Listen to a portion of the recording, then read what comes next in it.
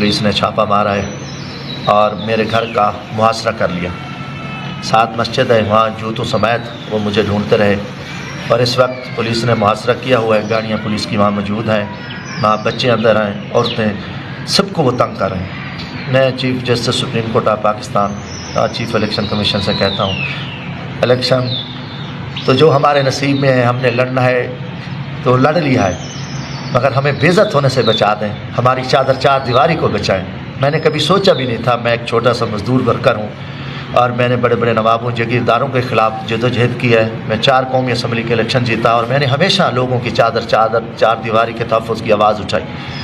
मगर मुझे दुख हो रहा है, आज मेरा दिल ज़ख्मी है, आज मेरा दिल खून के आंसू रो रहा है कि कभी सोचा ही नहीं था कि हमारा वतन है पाकिस्तान, हमारा जुर्म क्या है कि आप ये कुछ कर रहे हो। उधर मेरी बेगम के कागजात थे, उसको भी इतराज़ लगा दिया और उधर जो है ना पूरी बस्ती का इन्होंने मुहासरा किया हुआ है और मुझे बड़ा दुख है।